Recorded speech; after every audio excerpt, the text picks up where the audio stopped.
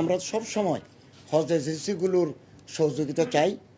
আগেও আমরা সহযোগিতা পেয়েছি, এখনও চাচ্ছি, কারণ সরকার, ধর্ম মন্ত্রণালয় এবং হজ এজেন্সির সহযোগিতা নিয়ে আমরা হজের ব্যবস্থাপনাটা সম্পন্ন করতে চাই।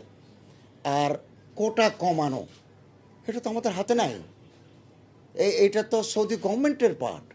আমার হাতে ক্ষমতা থাকলে তো আমি প্রতি এজেন্সি 50 করে দিতাম। এটা তো আমার হাতে নাই, এটা তো দ্বিরাষ্ট্রিক চুক্তি, এটা তো সৌদি গভর্নমেন্টের অ্যাবসলিউট পাওয়ার। ওনারা আমাদেরকে বলে টাইম বাড়ান। আমাদের কাছে শত শত খুদে বার্তা আছে এবং বলতেছে আপনারা কেন আমাদেরকে পিলগ্রিমসের সংখ্যা কেন জানাচ্ছেন না, অন্যান্য দেশেরগুলো হয়ে গেছে, মিনাতে তাবু কেন নিচ্ছেন না, ঘর ভাড়া কেন করছেন না, why you are delaying this process. ওনারা যদি হজ কার্যক্রম বন্ধ করে দেন, আপনি যেটা আপনার মুখ থেকে যেটা শুনলাম, সৌদি গভর্নমেন্ট কিন্তু আমাদের উপর বিরক্ত।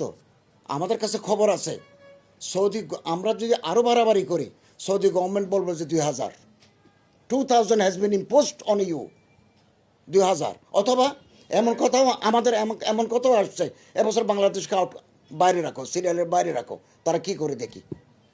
আর যদি কেউ যদি হজে না যায়, কার্যক্রম করে, সৌদি আরবের বিলকুল কোনো ক্ষতি নাই। এবং কত আমরা বোধ হয়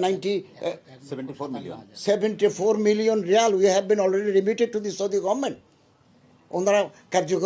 ওনারা যে করবেন বলতেছেন, আপনার কাছ থেকে যেটা শুনলাম, এটা তো আমরা টাকা পাঠিয়ে দিয়েছি। ওনারা যে হাজিদের টাকা নিয়েছেন 70 মিলিয়ন রিয়াল আমরা অলরেডি পাঠিয়ে দিয়েছি। আর ইরান, আপনাদের জানা আছে, ইরান বহু বছর যাবৎ হজ বয়কট করেছে, 6 বছর সৌদি গভর্নমেন্টের কোনো ক্ষতি হয় নাই, বরঞ্চ এটা বাংলাদেশের ভাবমূর্তি। ওনারা যে দাবি জানাচ্ছেন, এটা তো আমার হাতে বা আমার মন্ত্রণালয়ে থাকলে আমি 1 মিনিটে করে দিতাম। It depends on Saudi Arabia.